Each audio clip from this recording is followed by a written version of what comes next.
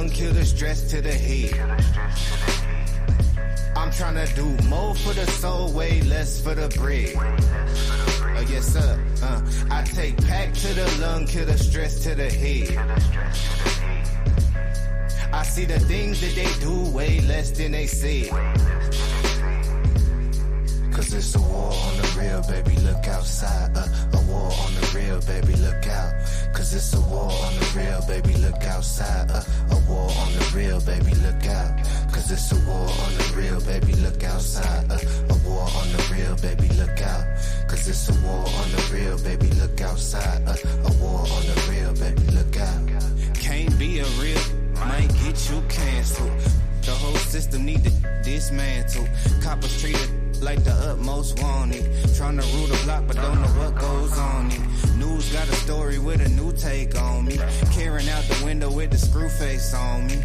But I know that God love me when my burn 95 degrees and I can't get sunburn. Wonder when your government don't make me legal. Burn the whole city if I can't be equal. Get off my please, Brad, I earned that. 400 years, how you still ain't learned that? I take pack to the lung, kill the stress to the head. I'm tryna do more for the soul, way less for the bread. Yes sir, I take pack to the lung, kill the stress to the head.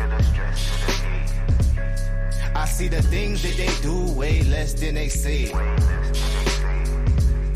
Cause it's a war on the real, baby, look outside. A war on the real, baby, look out. Cause it's a war on the real, baby, look outside. A war on the real, baby, look out. Cause it's a war on the real, baby, look outside. A war on the real, baby, look out. Cause it's a war on. All right, welcome to Paradigm Shift TV 314. This is your brother, DMG the Poet, aka Brother Pianki. And we are in the building. We got a great debate for you all between Garfield the Great, leader of the Dagger Squad, host of the Brother Garfield podcast. And we got our brother, the Slim Reaper, Mr. Logic himself, Leandre Williams McBride.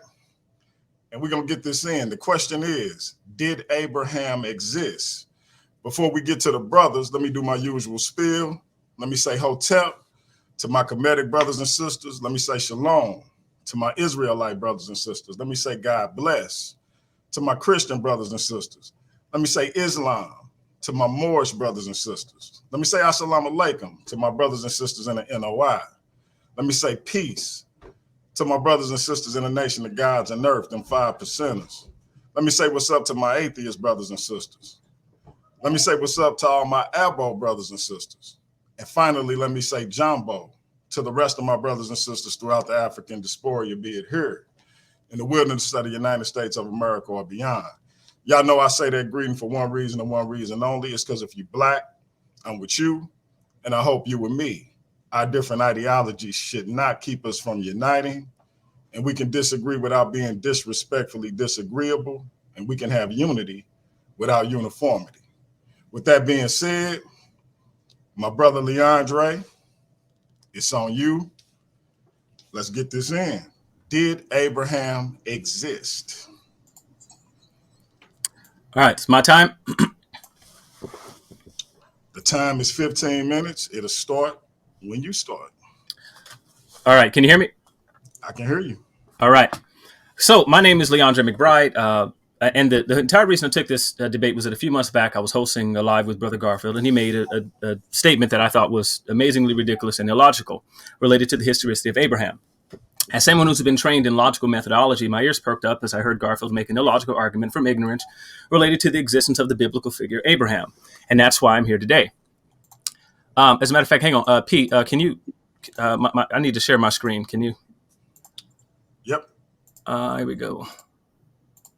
All right, it's up. Let me know. You should be good. Okay. So here, this is going to be the flow of my. Hold on. Is it 5? Remember, he said his opening was part of his presentation.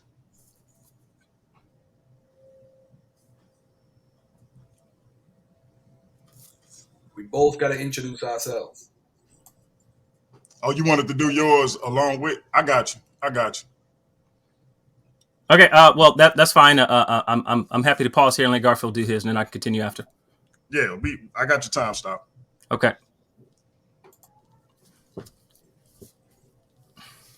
I mean, Garfield the Great needs no introduction, but my apologies. Go ahead, bro.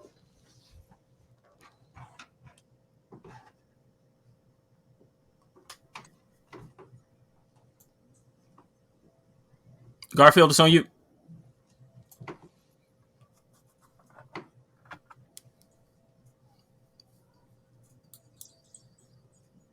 Can y'all hear me? What's going on? It's supposed to be Garfield's turn, right?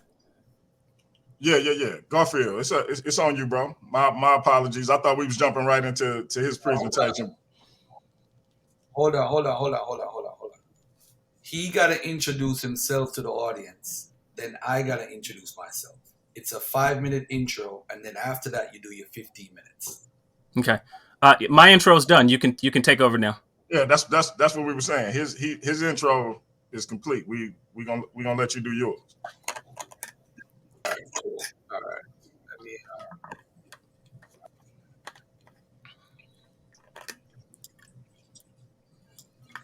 Let me shit. My computer just wilding out right now. 1 second. Hey man, that's the God of Abraham, man.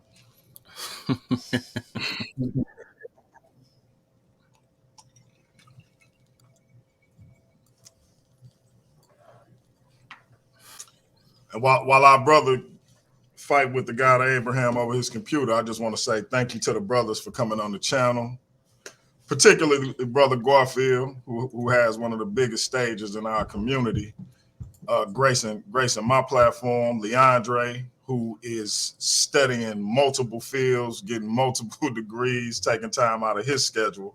So salute to both of these brothers and salute to everybody in the chat. All right. Are you ready? Yes, sir. All right. You can make it bigger on the screen, by the way, too. All right. What I'm going to do is, you know what? Let me do this. All right. You could go. Ready? Oh, you good, Garfield? Go ahead. Can you hear me? Yes, sir. All right. So did Abraham exist? So today I'm debating the brother Leandre. I want to say thank you for taking up this debate and calling me out, and brother DMG. So the purpose of Abraham exists is this. We're trying to establish if this person who is called Abraham in the biblical text exists. So what we're going to boil down to, family, is several things. It's going to be boiled down to a methodology, but I'm not going to get into a methodology yet. What I'm going to say to you guys is there's several arguments in academia regarding Abraham. And the consensus, right, I'll deal with that in a second. But pretty much some of the arguments when you're looking at something regarding Abraham is you have to look at all sides universally. All right. So what I did was I basically checked out Comparative Customs and the Patriarchal Age by Martin J. Selman. And he basically broke down one of the main arguments regarding Abraham's historicity. Right. One of the main arguments is going to be different type of traditions and customs in the ancient Near East around the time when Abraham existed or around the time in the ancient Near East period. So you're going to have mentions of birthright and eldest son. You're going to find records of that in the ancient Near East. You're going to find inheritance and property, stuff you see in the Old Testament. You're going to find adoption of slaves and adoption by grandfather, certain things that you're going to find in the biblical text. Not exactly word for word, but you're going to get a sense of this. You're going to get bearing upon knees, which is a custom in the ancient Near East, including Homeric Greece, Old Germany, and so forth. You're going to hear about female slaves and dowry. You're going to hear about having a second wife, arranged marriage, and adultery. You're also going to hear about rituals and marriage contracts. Why did I bring this up from the beginning? Because these things is what this debate is going to be boiled down to. But this, even if he shows these things, it doesn't prove Abraham existed. We are looking for Abraham, not for common or comparative stuff. Another name that you're going to hear a lot of is a guy by the name of Chedorlaomer. When we talk about the Genesis 14 kings, you're going to hear that if he's historical or not. There's no consensus on this. In fact, there's no proof that this person even existed. Then you're going to hear about Amraphel, which is what pissed him off when we had the conversation. because these people are not historical. What people who believe the Bible try to do is try to find someone who agrees with them, and then they'll say, hey, you see, this proves that Abraham exists. No, even if Amraphel or Chedorlaomer exists, it doesn't prove Abraham existed. And let me just quote this before I stop talking. The book of Genesis, composing, reception, and interpretation. Biblical scholars have long sought to identify authentic historical memories from the pre-Israelite period, prior to the Israelite settlement of 1200 BC within the narratives of Genesis. But the plausible results are very meager. The optimism of William Albright's generation that archaeology could pinpoint the historical context of particular Genesis stories in a particular patriarchal period turns out to have been misplaced. Textual and archaeological evidence from Mari, Nuzi, and other second millennium sites were interpreted very loosely to yield correspondences with Genesis, or were taken as local customs when in fact they represented widespread Near Eastern norms that lasted for a millennium or more. The current consensus is that there is little or no historical memory of pre-Israelite events or circumstances in Genesis. So we could say, hey, you know what? We're gonna do this and prove this and that. All you gotta do, my brother Leandre, is show us Abraham. I don't care about no customs. I don't care about opinions. I want to see Abraham, and you're gonna do something that no scholar has been able to do in the history of archaeology, history, anthropology, and whatever. You got to prove Abraham exists. So my research methodology is this. We are carrying out research with primary sources, archaeology, anthropology, etc. We're going to collect the information, basically all the information, and decide which information should be gathered from who and why. We're going to propose and put forward books, articles, and journals, and the steps that were taken to collect the information. And then after that, we're going to analyze it. But before we do none of that, the thing that we got to ask, the research question is, did Abraham exist? And I would love my brother to prove that. All right, that's it right here, brother.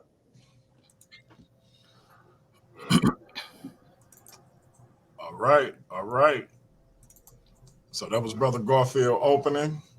He came throwing daggers. And I apologize, family. I had misunderstood how we were going to open this thing up. That is on me, not on the brothers. Brother Leandre, you ready to get back started? Yes, indeed. All right. And your time had left off at 14 minutes and 15 seconds. Are you good with that? Yep, that's perfectly fine with me. All right.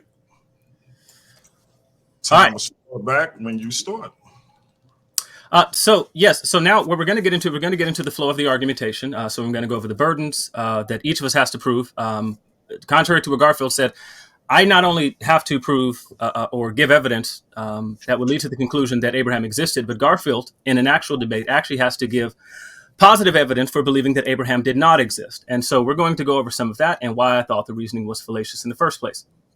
So the burdens that we both have before us here is that as the person, me, making the affirmative argument, this is my task of evidence that leads to a conclusion with reasonable accuracy. My opponent has to do the exact opposite. He has to show that Abraham did not exist, which is a near impossible task, according to Richard Carey, who he's had on the show. And where Richard Carey, there's a quote there, says, negative statements often make claims that are hard to prove because they make predictions about things which are in practice unable to observe in a finite time. For instance, there are no big green Martian means there are no big green Martians in this or any universe. And unlike your bathtub, it is not possible in every corner of the universe to look in every corner of the universe. Thus, we cannot completely test this proposition. We can just look around within the limits of our ability and our desire to expend time and resources on looking and prove that where we have looked so far and within the limits of our knowing anything at all, there are no big green Martians. In such a case, we have proved a negative, just not the negative of the sweeping proposition in question. So we are both tasked with providing positive evidence to establish our claims, appeals to ignorance, which you've heard Garfield do are fallacious, and this should be avoided by the opponent. There should be a consistent historiography followed by both people to establish the methods we are employing are not arbitrary, which would be the fallacy of special pleading. So the method here. So I will not need to appeal to anything supernatural. Most of the stuff that Garfield said I'm going to need to appeal to, you won't even hear here. I will assume for the sake of argument something other than Mosaic authorship of the Pentateuch. I will display a continuity of historical thought. I will demonstrate that my position has scholarly support, and I will then conclude. So what is Garfield's his objection to Abraham? And so I've transcribed the text here, and here's video. So just take a second and listen to what his objection was and what got under my skin. Go into genetics, linguistics, history, anthropology, and archaeology. And what's going to come out of that is going to be a lot of controversy about who fits this, who fits that. But people don't understand the biblical text. The biblical text was written at a time period. It wasn't written as one book. You're talking a book that has been mishmashed and compiled together to try to make sense of a people who are writing retroactively about things that happened to them before in the past and giving themselves a history. And people need to understand that. You see, when people say Abraham is not a real guy or Jacob, in our community, we don't explain why we think that. So what I'm going to do is give it an academic approach where people could say, I don't think Abraham is a real guy based on the evidence that we have. And the evidence is, one of the main things is that Abraham, none of his stories can be confirmed in archaeology and history. So Garfield goes on to reason in what I think is a totally illogical fashion. Go into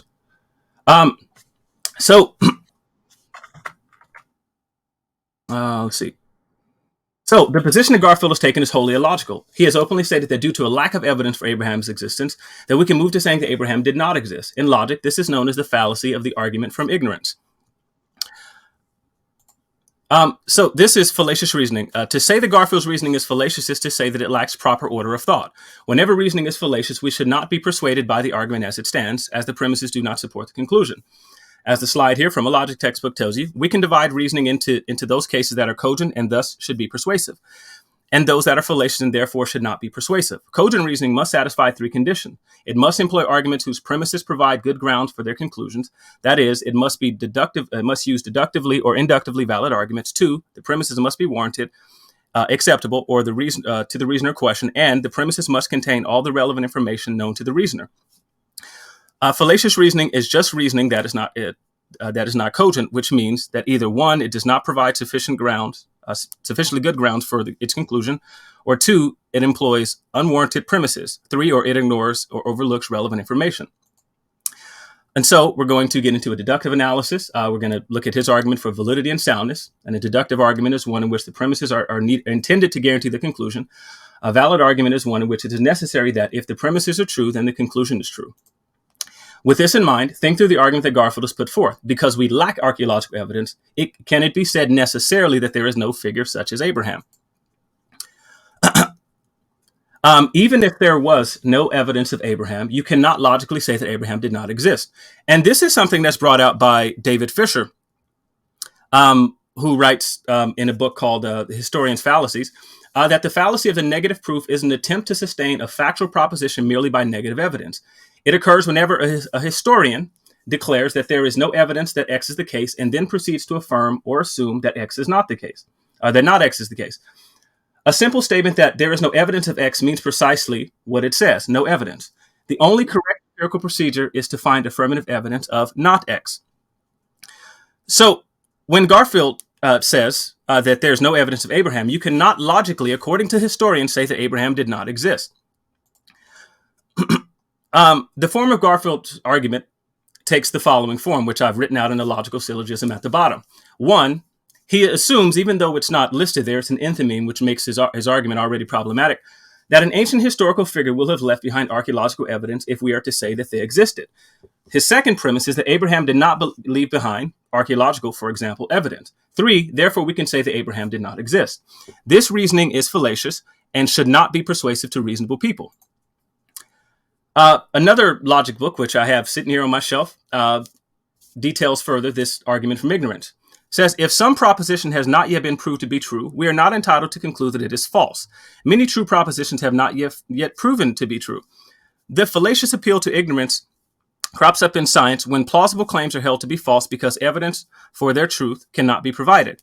There may be good reasons for its absence. In archaeology or in paleontology, for instance, that evidence that we have may have been destroyed over time. The fact that some desired evidence has not been gathered does not justify the conclusion that an otherwise plausible claim is false. Again, this is called the argument from ignorance. And so, what can archaeology actually tell us? Garfield seems to have a built-in presupposition to this argument about what archaeology can actually tell us. A few things are worth noting. Archaeology is an auxiliary science of history. History is done using written text, according to the historians that I've studied with. Archaeology is the study of trash and or discarded materials, buildings, clothing, pottery, etc., used to aid the historian. However, archaeology is limited in a vast number of ways. In The Stones in Scripture, Professor Edwin Yamaki, a historian, notes the following situation. Only a fraction of the world's archaeological evidence still survives in the ground. Only a fraction of the possible archaeological sites have been discovered. Only a fraction have been excavated, and those only partially. Only a fraction of the partial excavations have been thoroughly examined and published. Only a fraction of what has been examined and published has anything to do with the claims of the Bible. Garfield has therefore overplayed his hand. Archaeology is just not done this way. As a field archaeologist James Hoffmeyer says, no serious archaeologist thinks that direct archaeological evidence will be found that can verify the historicity of Abraham, Isaac, and Jacob, or that the latter and his clan moved to Egypt. As a field archaeologist myself, I am keenly aware of how little has actually survived from the ancient past.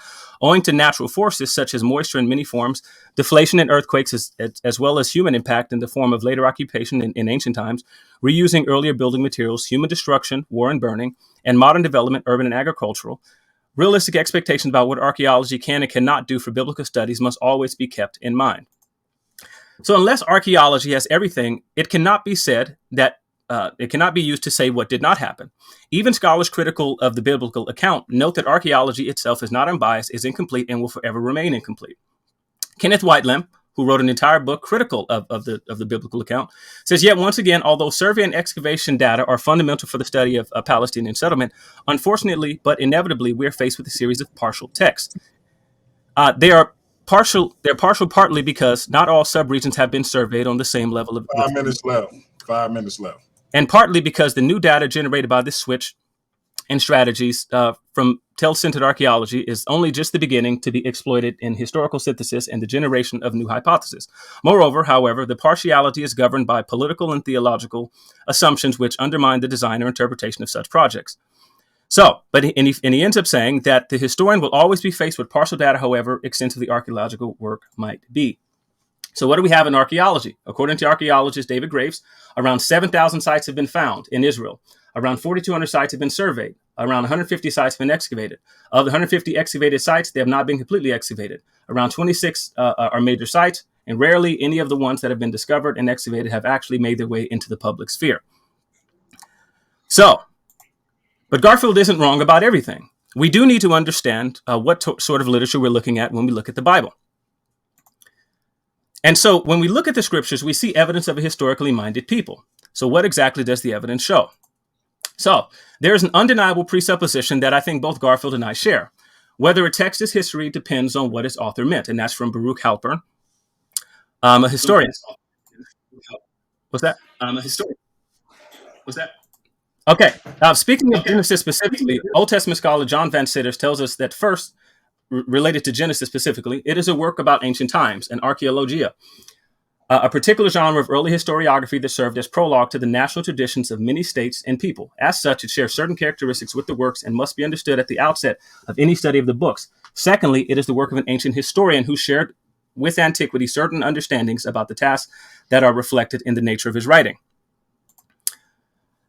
There's textual evidence of this in the scripture itself. And when you look at the Toledot passages display for us that the authors of these texts intended to be read as history. David Rosenberg, a translator of ancient texts in a recently published work, tells us that the text of Scripture displays careful concern for history, albeit in a Hebrew fashion. Speaking of the J source, he says much can be put together about J's background from what we know at the time. Undoubtedly, this person was well educated, steeped in a written historical tradition. Speaking of the E source, he says long before either of these biblical authors began to write, however, there had already been a history of Abraham. Although they did not merely record what was known, but infused it with a great deal of interpretation, neither did authors simply invent the tale. We know this because of the enduring Mesopotamian emphasis on history that began in Sumer, a value given to history both for its own sake, for its value to a lineage and a culture. He concludes that our study of the ancient texts actually affirms the Hebrew people intended to recount the history of past events. Until the libraries of Mesopotamia were unearthed, he says, biblical commentators had little idea of what sources the Bible writers possessed.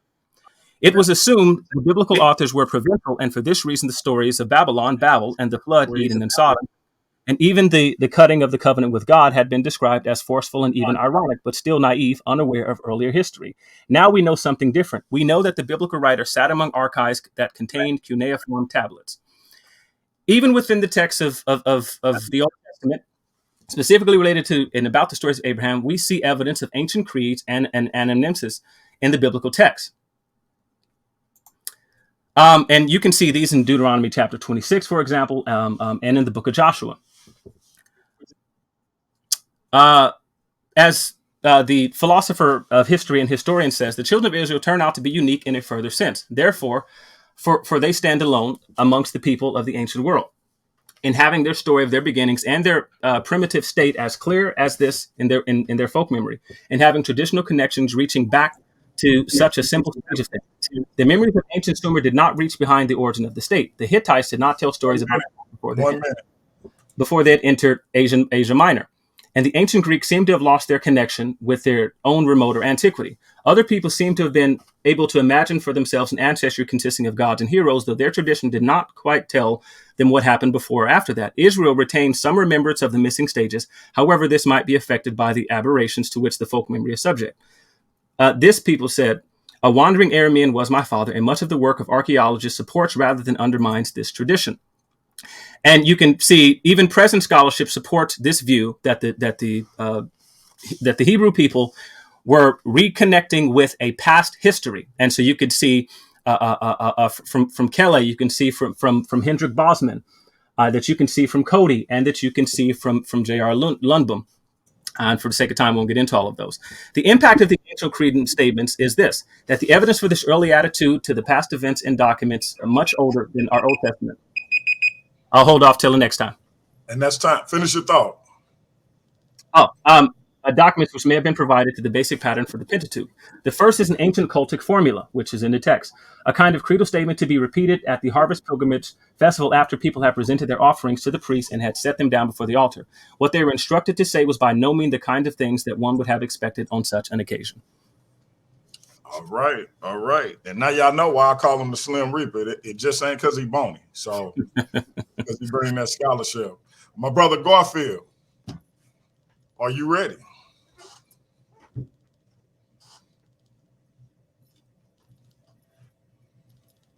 Can you hear us, brother?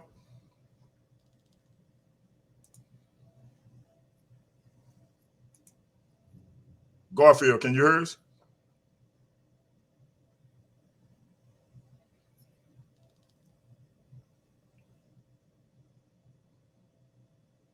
Brother Garfield.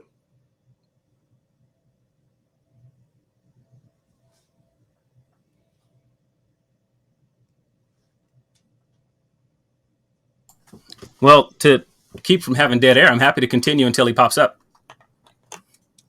Let me see if I can reach him on give us a second, fam. Can you hear me? We can hear you now. All right, cool. All right. Thank you, Leandre, for the time. All right. I'm ready to go. Because my computer is messing up, share my screen for me, please. And I'm going to read an article from Reverend David Bokovoy. And I got to ask the people, you can start my time. Did he prove Abraham existed a while ago, or is he basically copy and please why you can't find it? Because if that's the case, we shouldn't have debated. Because I can't prove a negative. I understand what history is. History is about probabilities. It's not about exact science because nobody was there. So let me read an article by Reverend David Bokovoy, were Abraham, Isaac, and Jacob real people? And listen to this. The book of Genesis tells the story of ancient heroes from Israel's distant past.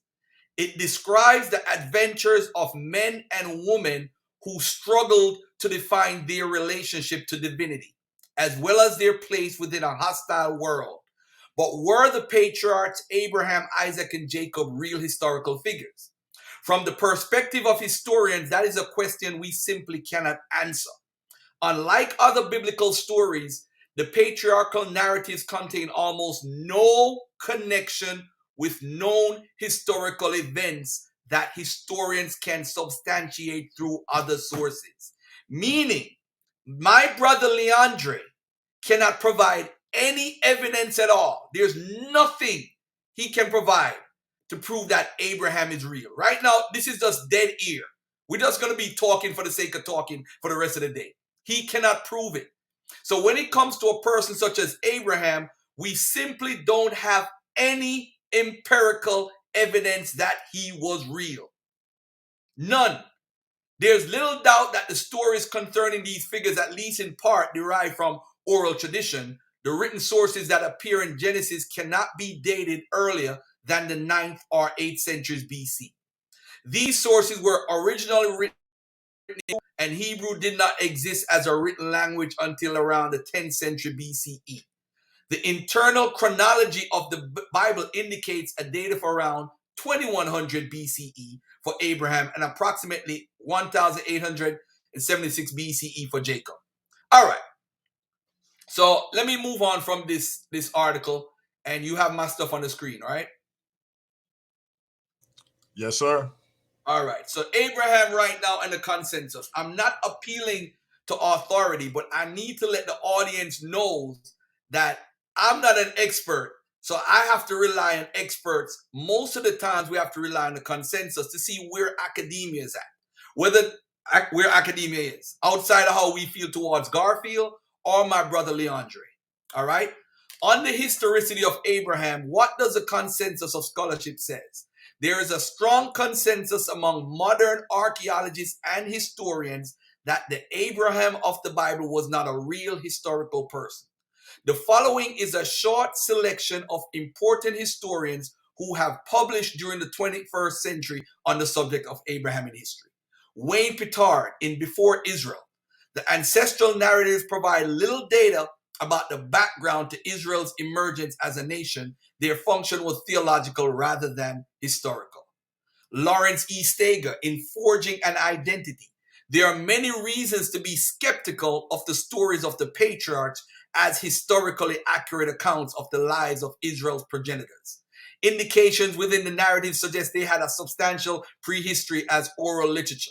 Now let's go on to somebody else. Joseph Bleckinsopp in Abraham, the Story of a Life. We know about Abraham only from the Hebrew Bible, since no other independent source of information is currently available. Lester Grab, a matter of fact, it said the creation of a collective memory, the origins of which are now irrecoverable. Lester Grab in Ancient Israel. The patriarchal narratives in Genesis in their present form reflect a later time with many anachronistic details. K.L. Knoll in Canaan and Israel. Among literate Jews, a scroll as Genesis, which gives this reader no explicit guidance about what its contents intend to communicate, was not universally interpreted as an authoritative history, which is why some Jewish scholars feel free to rewrite the book. William G. Dever.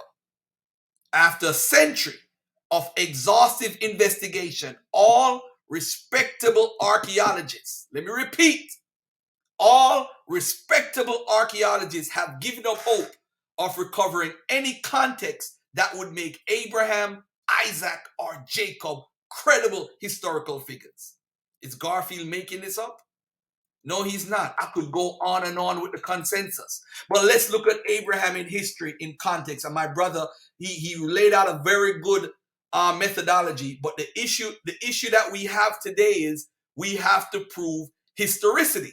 And Garfield is going to make a case why it don't make sense to claim Abraham is a historical figure. Let's look at Margaret Steiner. This book was written in 2019, right? And the context, look at this at chapter 2. It says, in search of Abraham and his descendants. And by the way, to this book, if anybody wants a copy, just email me, because it goes through all the figures and a proper methodology of how to try to find if people are history. So in the chronology, you have the Bronze Age, the Intermediate Period, the Middle Bronze Age, the Late Bronze Age, and so forth. Abraham in space and time. Now listen to the words that I'm saying, and if you're watching, freeze the screen and pay attention. Abraham in space and time. Trying to place the patriarchs in real time and space immediately induces problems. Genesis 12 to 15 provides some clues as to the location of the narrative.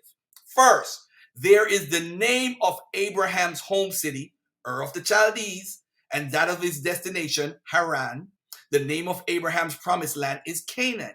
Then there are names of towns where he lived or passed through: Shechem, Gerar, Beersheba, and Hebron.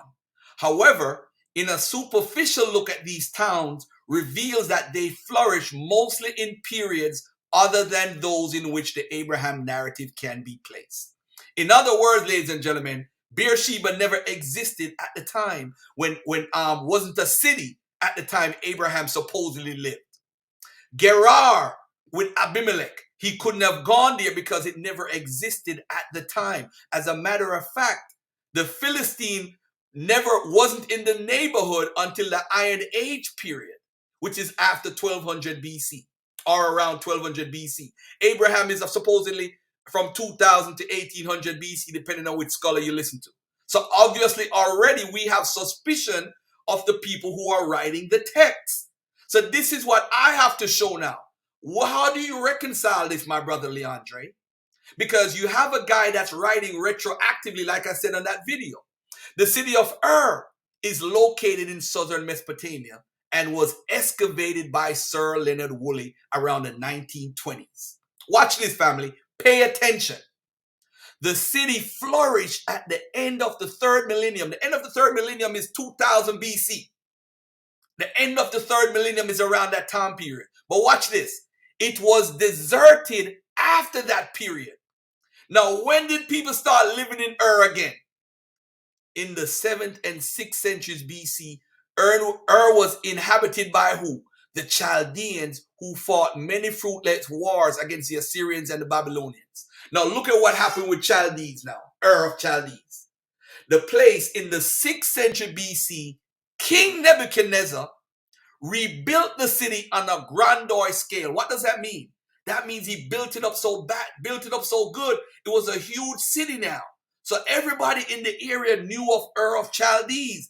That's why the writer said Abraham was from Ur of Chaldees. So Ur of Chaldees existed in the 7th and 6th centuries BC, just before and during the exile. It cannot therefore have been Abraham's home city because that story is dated long before the exile. Let's move on to another part.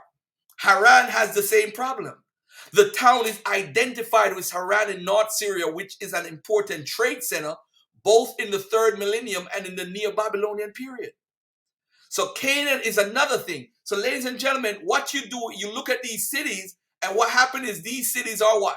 They are being built up and also being revived during the time period of when the writing is supposedly had happened. This is why, they're writing retroactively of a glory days of a city that is present, but it wasn't present at the time when they supposedly was living. That's very suspicious. In the 1950s, you had W.F. Albright, who was the leading archaeologist. He used to use the Bible in his hand and then say, hey, and dig and say, yeah, this agrees with the Bible and all that stuff. He was a top guy when it comes to archaeology. All right. So now he says that the patriots lived in the intermediate period. I'm hearing somebody's feedback. 2400 to 2000 BC. That's when he said the patriots lived. Abraham, his theory is that Abraham was a wealthy Amorite caravan trader traveling from Mesopotamia to Syria. 5 minutes. 5 minutes. 5 minutes. However, the hypothesis of an Amorite invasion destroying the urban city of the early Bronze Age has since been discredited. All right. Moreover, watch this now. Hold on a second. Let me deal with this right here. The archaeological evidence does not support the existence of a major nomadic people wandering over a wide area. On the contrary, the intermediate period saw many rural societies with farming.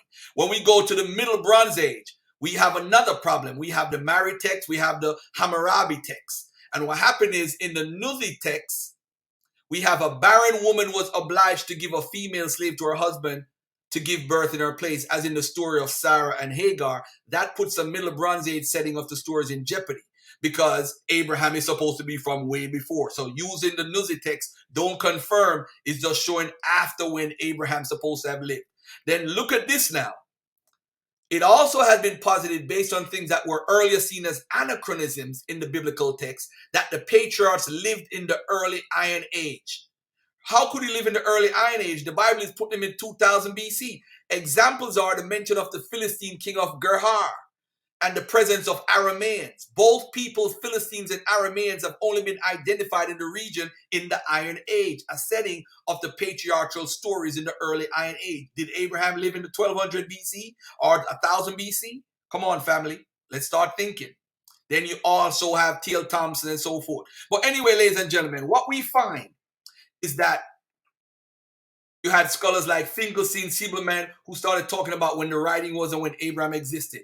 But look at what Mario Laverani did. He said in 2005, he published a book. He talks about the first is the traditional history of archaeology remains, inscriptions, Assyrian and Egyptian texts. And this he calls a normal history. The second half of his book addresses the Sitz im Leben of the patriarchal stories. The Exodus and the Conquest, Liverani states that these stories were composed after the exile in Babylon. After his conquest of Babylon, the Persian king permitted the exiles to return to their homelands. All right? So after that, these stories mentioned above, family, then were written to create a possible blueprint for the returnees of how to live together with all these different groups, namely in isolation. The returnees were the chosen people, intermarriages were not permitted, and Yahweh was a jealous God. The stories amalgamated ancient folk traditions, historical sources, and Babylon mythological stories into an epic narrative of a people brought by God to the promised land, like the exiles from Babylonia, where they had to be taken by such and such. But anyway, Nebuchadnezzar's building projects are the similarity between the Exodus and the return of the exiles from Babylon. Liverani calls this part of the book an invented history. After Abraham, oh man, how much time I got left? After Abraham, we have seconds. How much? 1 minute 50 seconds. All right, journey into Egypt, and then you see these people going into Egypt, sojourning into Egypt, Exodus, dramatic events, so forth. All right, the stories mentioned above. Hold on, let me do this. All right, hold on there. Hold on 1 second. So, ladies and gentlemen, the story basically of the Babylon and all that stuff. If you look at the timeline of when it's written, you'll see like the Ur of Chaldees was a city that was established and reestablished in a large manner by Nebuchadnezzar. You're looking at the people who are writing the story from the exile time while they're in Babylon, and then now they're rewriting the history over the years. And what happened is you don't find Abraham in the northern prophets. The northern pre-exile prophets, you don't find them mentioning Abraham as the father. You'll see them mention Jacob.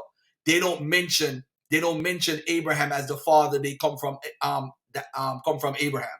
Now, after the exile, you start to see these writings, because remember, all these books are dated by scholars at a certain time period. Deuteronomy around the 7th century. Then you have Genesis and Exodus after the exile. So all these writings are taking place after the exile. The 12 tribes and all the sojourn in Exodus and all those traditions, you find them after the exile. So once you figure out Abraham was never a figure way before in the history and was invented, basically based on the evidence, based on the retroactive writing, because we don't have, hold on, let me get this real fast right here. Hold on, let me get this. Oh man, hold on. So when you look at Dan, Ur of Chaldees, the kings in Genesis, Philistines, Abimelech, the camels being That's domesticated, fine, but finish your thought, Garfield. Arameans, Solomon, Gomorrah, and Beersheba, all the main elements in Genesis, those 10 main stories can't be confirmed by archaeology history. Then you have to ask yourself, what is Abraham? Is he a real person or an eponymous ancestor? Thank you. All right. Both brothers coming out swinging. And again, family, I have to apologize, and this is human error. So what was supposed to happen, but I got thrown off because we were having some technical difficulties. What was supposed to happen was that I was supposed to allow my brother Garfield to do a 5-minute rebuttal of Leandre's presentation. No. We do it after my. I was just about. Okay, cool. And so what we're gonna do this time is Leandre is gonna do his second 15 minutes. Then we'll have the 5-minute rebuttal. Garfield, and then Garfield will have his second round, and then we're gonna get into a Q&A just to give y'all an idea. No. What we can do right now, if Leandre wants to, we could do a 5-minute rebuttal right now. Because that's the first round, right? The first round is complete, right? That's so it. If he wants to, we supposed to do a 5-minute. He do a 5-minute rebuttal, then I do a 5-minute rebuttal, then he goes into round 2. Okay, we can do it like that. That'll work. Okay, Leandre. Yes, sir. You good with that? Yeah, I'm good. Yeah, no problem. All right, let me get the time. You got 5 minutes to rebut. Time to start when you start. It's on you. All right. So a couple things about Garfield's presentation. You'll notice that I think there was one source entirely in the entirety, and I think it was from William Deaver, which stated that Abraham, that they weren't, that we needed to look at them skeptically as some sort of historic figure. I can't remember the word that was used, but it wasn't that the figures don't exist, but that we need to be skeptical of their history as it relates to the Bible. Now, notice that no part of my position has anything to do with even accepting modern Christian notions of inerrancy or anything like that. So most of this is really just missing my argument entirely. He asked the question that whether or not I proved Abraham existed. Well, I don't know if he knows what proof means, but I've given evidence that Abraham existed from several times in my presentation using textual evidence and using the criteria Garfield laid out in his video, that we need to be examining the sorts of literature that we're looking at when we look at the Bible. And so one of the things that I showed is that the biblical writers used historical sources. Garfield basically showed sources saying that same exact thing. He posted sources saying something along the lines, I wrote it down, the stories amalgamated ancient folk traditions and historical sources.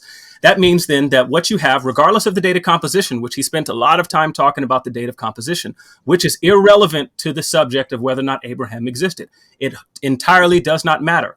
It certainly does not matter when you consider the fact that according to all sorts of recent scholarship and excavations, that what they know is that oral tradition was a thing in the context in which the Hebrews lived, in the context of Babylon and Sumer and Ur and so on and so forth, that you actually had great oral tradition there. And so the only point that he's made here so far is that the biblical texts were composed at some date. Nothing about my argument has anything to do with the veracity, with the date of composition. So none of those arguments are even touching the point. What he has not advanced here is any positive evidence for believing Abraham did not exist. What he actually did was circle right back around to an argument from ignorance, saying that because we don't have this, because we don't have that, then we could say Abraham did not exist. That is illogical. And Garfield admitted that, in spite of the fact that he contradicted himself in the video. In the video, he made the assertion that we can say Abraham did not exist. And then he later said, and I quote, "I cannot prove a negative." Well, logically, you can actually prove a negative. And Richard Carrier said that you can. And I can prove that there's no purple elephant behind me by the use of negative evidence. But But Garfield has not advanced anything to give us reasons for believing that Abraham did not exist. That, according to his position, various historical sources were used in the composition of the biblical text. The same thing that I said, that lends credence to the fact that characters that would have come, even if there were anachronisms in the story, that does not suggest that the character Abraham did not exist. By the way, I just want to point out, if you look up what Garfield is talking about related to the issue of the camels, you'll actually find that he and the source that he's used is actually overplaying their hand related to the camel situation as well. The actual study on the camels only relates to one specific kind of camel in that area and in Egypt. So whether they domesticated a particular type of camel, one, does not mean that there were no camels that were there in the area. And two, there's only one specific species of camels that was actually examined. And anybody can look this up. It was one specific species of camel, and there are multiple species of camels that existed at that time. There certainly were camels in the area where Abraham would have been said to be from, and in several other places in the Middle and Ancient Near East. He then made a point that there's a lack of mention of Abraham in certain prophets. And you have to ask yourself, how is that even remotely evidence that Abraham did not exist? They probably did not mention styes on their eye or boils, that sort of thing. There's all sorts of things that they don't mention, and that's not evidence that the figure Abraham himself did not exist. Even if what you conclude here is that the Hebrew people embellished stories, that they crafted entire narratives, that says nothing related to the historicity of the figures contained therein. So I haven't seen anything here to lead to the conclusion Abraham did not exist, which is supposed to be his burden. His burden is to show that there's positive evidence to saying Abraham did not exist. So, and lastly, he says there are many reasons, according to one of the sources, to be skeptical of historical accuracy. Being skeptical of historical accuracy is not the same as being skeptical of the fact that Abraham existed, and I yield. All right, that's time. Brother Garfield, it's on you. All right. First of all, we got to be honest with ourselves. And I'm going to say this 3 times today, right? I got 99 problems of proving Abraham ain't one. Now, watch this. Dan, I'll say this again for everybody that didn't hear what I said because I was rushing. There are problems in Genesis, the narrative. The narrative, the Bible is considered the word of God, but we're not having a theological conversation. But watch this. We're going to look at 10 small problems that Genesis have. And you need to ask yourself, why would the Bible writers attach a figure that's historical to stories that are not true? This is evidence of why you can be suspicious. So my brother said, I have not presented. I disagree. All the evidence that you presented, you are making excuses of why you can find Abraham. You're actually making my argument for me. We could trade places right now, my brother. Now watch this. Let's look at Dan. Why is Dan a problem for Abraham being mentioned with Dan? Because Dan wasn't mentioned or a city until the times of the Judges or Joshua. This was after the Exodus. Dan was not a city. So remember, Dan is one of the tribes. So if Dan is not a tribe in the area, there could not be a city called Dan. It's called an anachronism. That's a problem. Ur of Chaldees. How could Abraham be born in Ur of Chaldees when the Chaldeans never came to the area until the first millennium BC? It couldn't be. So Abraham couldn't be there. He couldn't be. So that's another anachronism. Look at this, family. You have a war with over 12 different kings. 5 kings or whatever in Genesis 14. So you're telling me not one of those kings are legitimately historical? That's the problem. That's number 3. Philistines. Philistines weren't in the area until the Iron Age. That's a problem. How is Abraham connected with Abimelech, which is number 5? So the Philistines weren't there. He can't. Let's go to number 5, Abimelech. He's one of the Philistines' king. So how is he in contact with Abraham at Gerar if he's not in the region? Somebody's lying. Now, with the camels being domesticated, I'll put a question sign beside that because I'm a friend of scholarship. And I'll say to the brother, if you have that research and I don't have it, I'll gladly take it on and you could email it to me so I could look at it. But from what I know, there were camels in the region, but being domesticated is the issue. It wasn't domesticated in Israel at the time. So that's number 6. Number 7, Hittites. Hittites weren't in the region until around 1600, 1650 BC, way over 200-300 years after Abraham. So he couldn't have been in contact with any king or get land from anybody who's a Hittite. That's 7 daggers. Arameans. Let's get it now.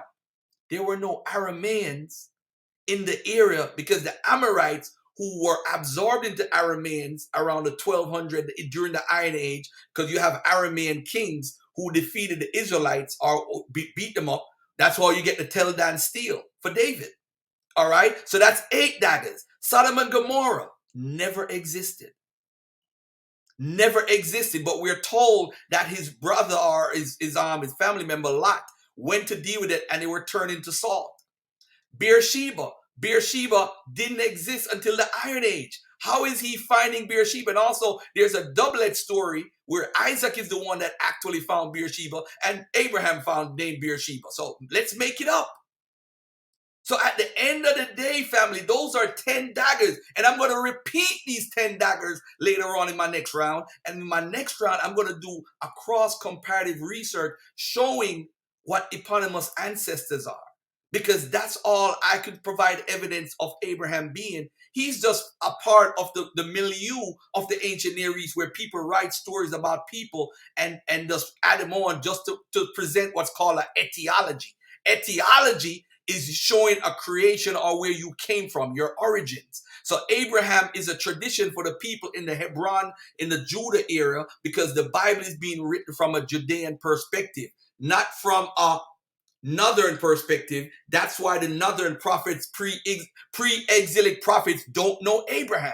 Amos don't know him. Hosea don't know him. The only person that know him in the pre-exilic time is Isaiah, and he's just mentioning something about Abraham. That's time. Finish your thought. How much time I got left? That's time. But all finish right, your thought. All right, I'm good. All right, now, all right. Now it's round 2. Round 2, Leandre. We're going to start with 15 rounds for round 2. It's on you. Time to start when you start. Yeah, 1 second. Let me get back to the thing in my notes for my slide was. 1 second. Peach. All right. Okay, I'm ready. Let me see.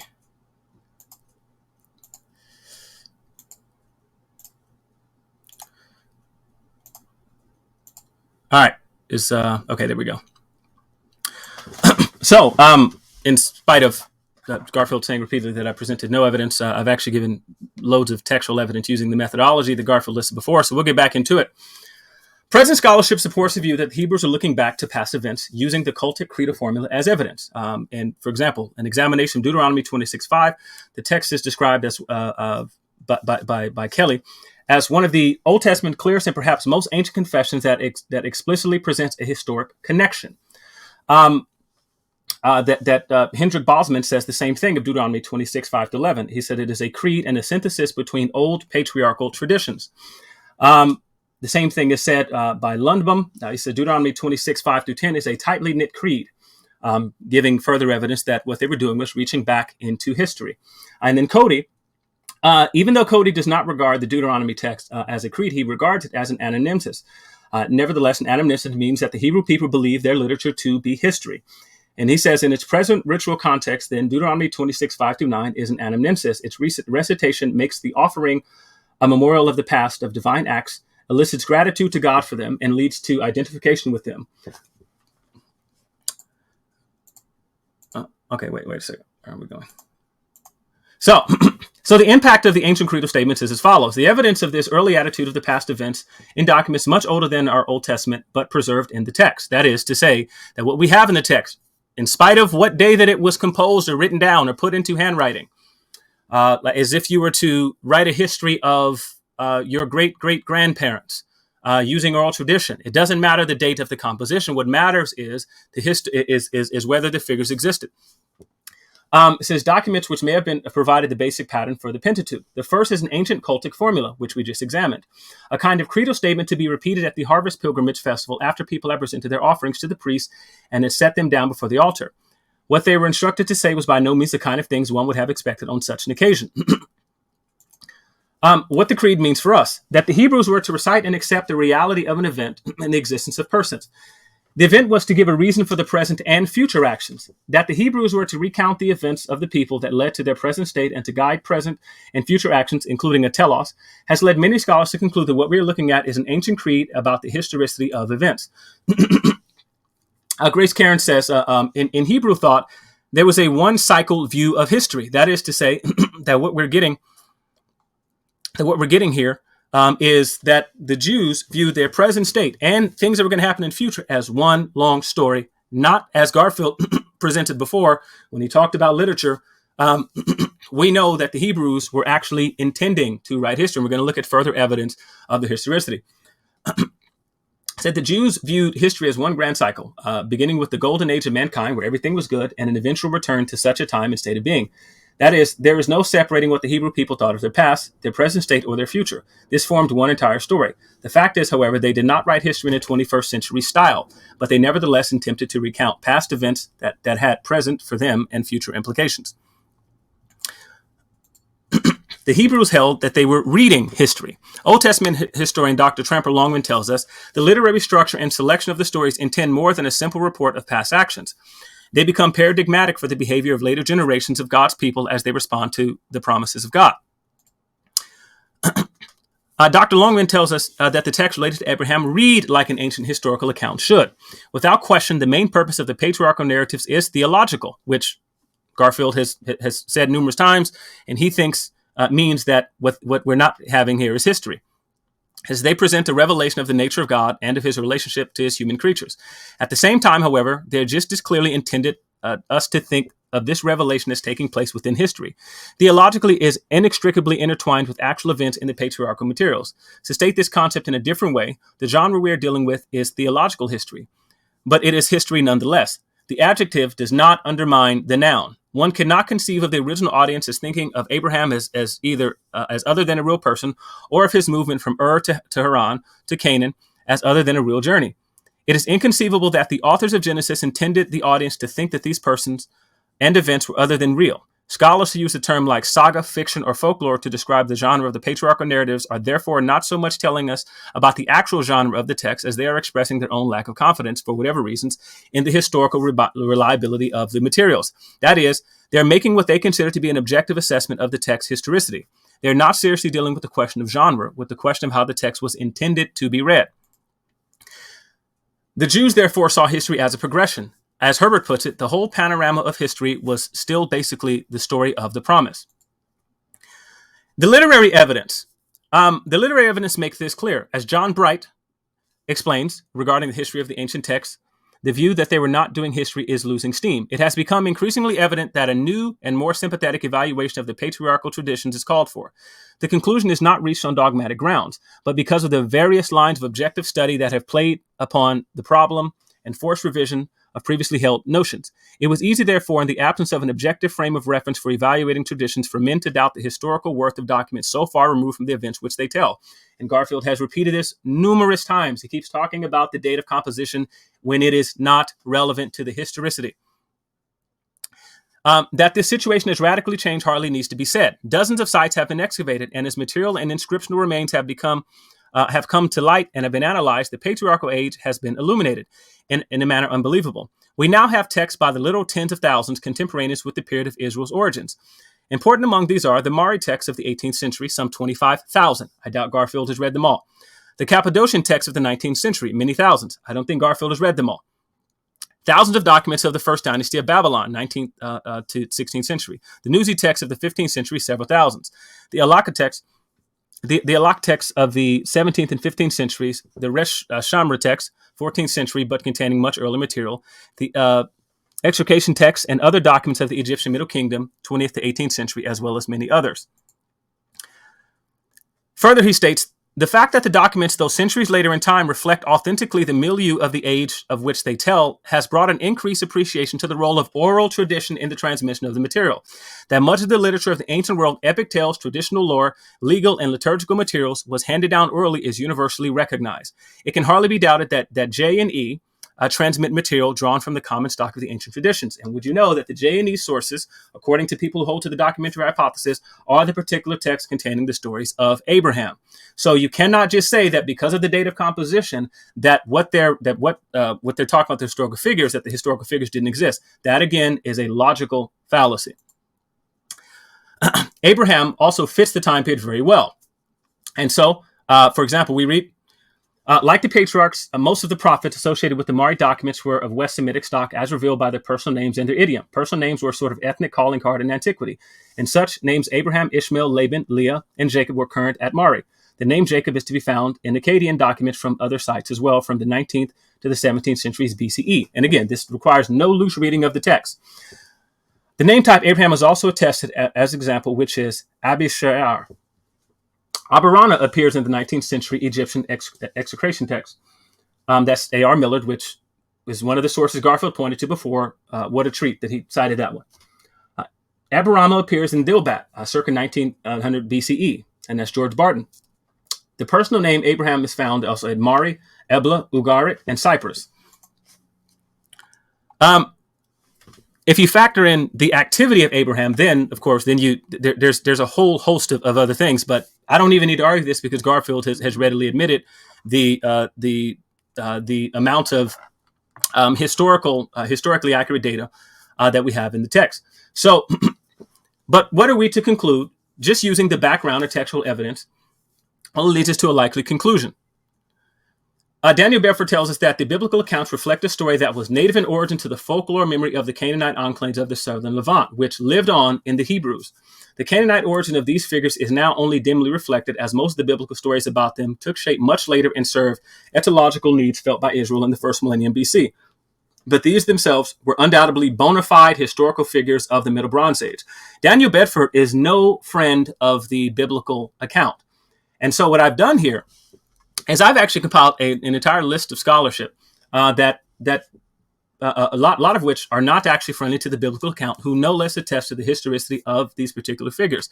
Especially, again, as you consider the fact that there is historical likelihood, given the background that we're told of these particular texts. Anachronisms do nothing related to the historicity of biblical figures.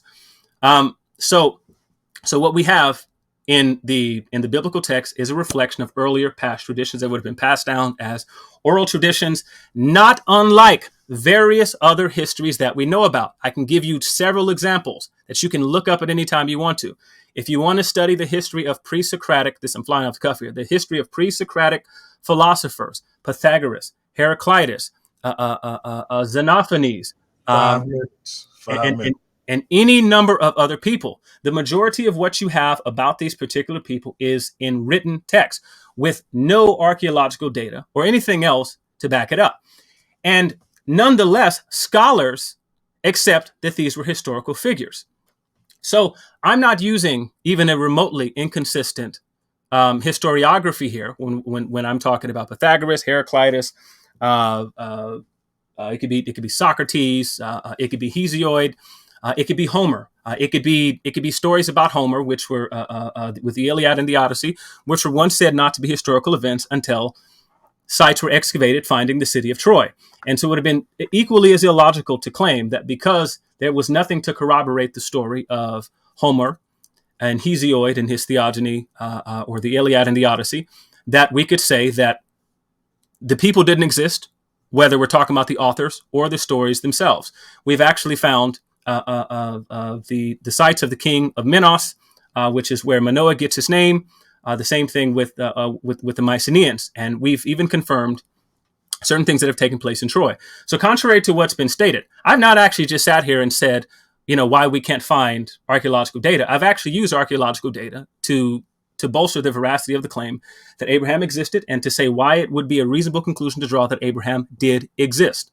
And this includes the literary evidence. What does the biblical text tell us? Garfield says this was the criteria.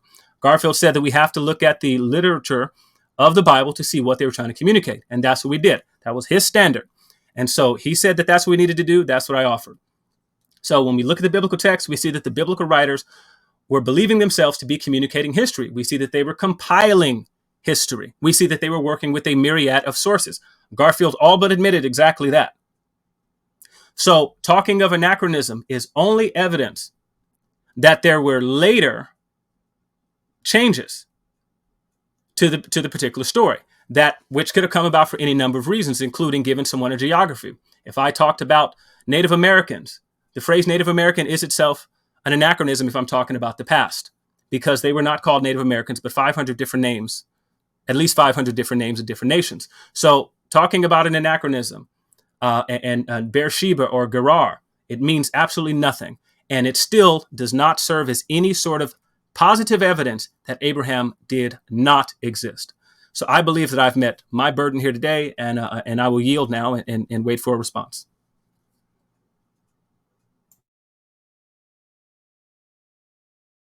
All right, you had 2 minutes left. You sure you want to yield? Yes, indeed. All right, Brother Garfield, it is on you, my friend.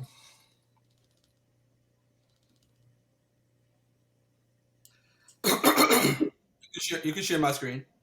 I'm about to put up my audio book for my book, right? And I think Leandre's voice would have been nice for my audio book because he's definitely a very good reader. But anyway, everybody go get Garfield book too. Ladies and gentlemen, did he prove Abraham existed? No, he has not put out anything. And as a matter of fact, start your time.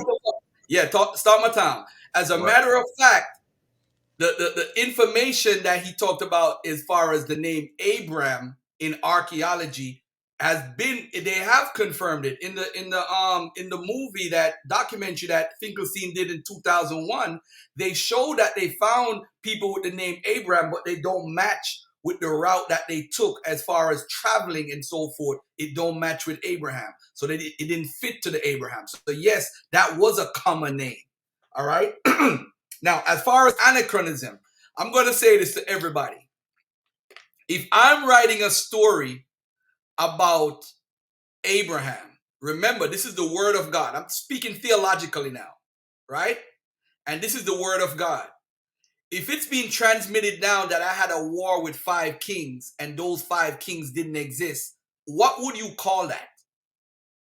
Why are you writing that story? Why are you saying that you helped to start a city that didn't exist 700 years before your supposed time period? That anachronism is a major problem.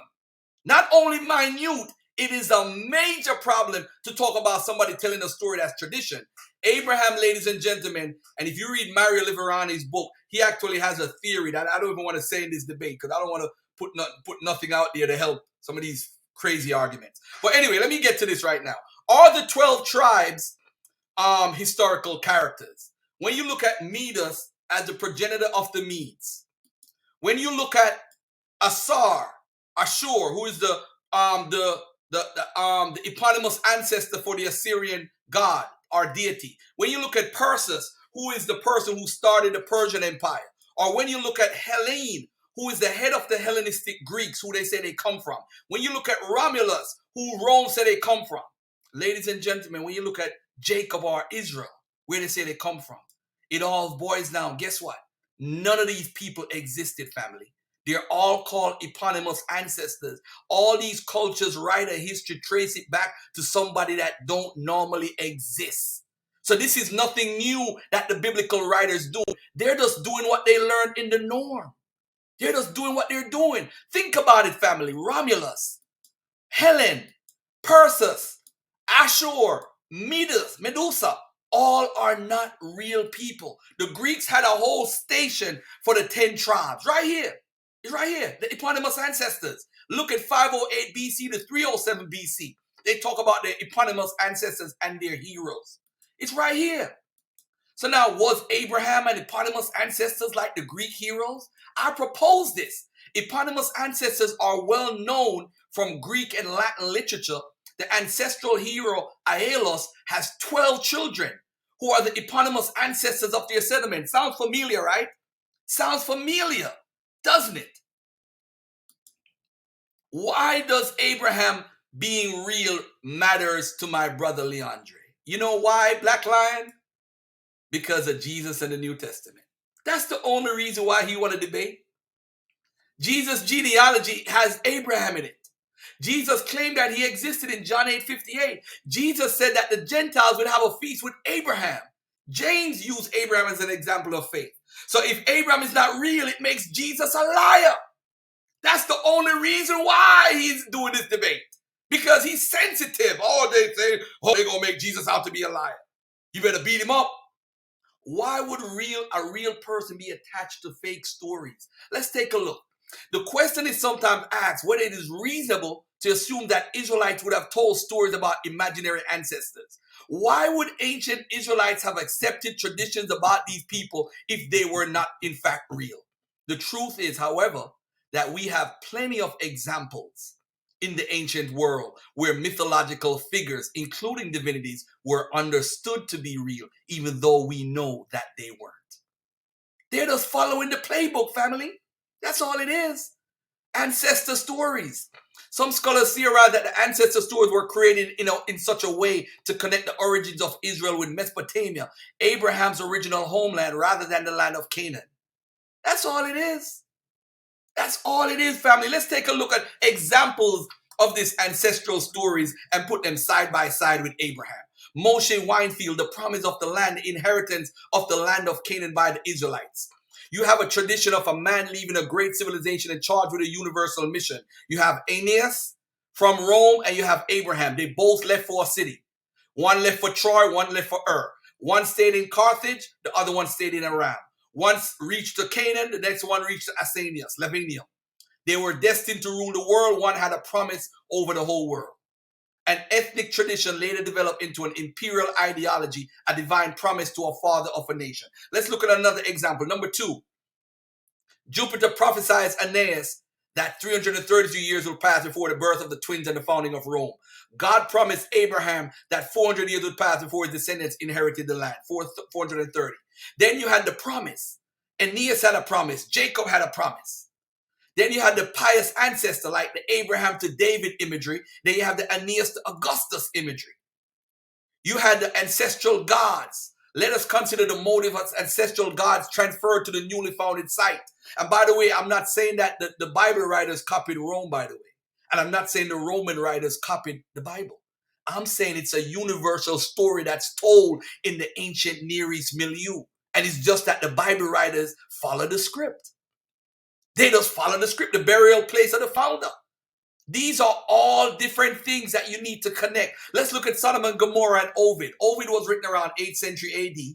And again, I'm not saying that the Bible copied or they copied. I'm saying that they both had the same storyline in the ancient Near East. The Sodom and Gomorrah story, look at it almost word for word. You see the same storyline in both stories. How is this possible? Because they're all from the ancient Near East. Yahweh reveals his identity. Jupiter reveals his identity. Abraham and Sarah desire a child. Harriet desire. I'm talking word for word.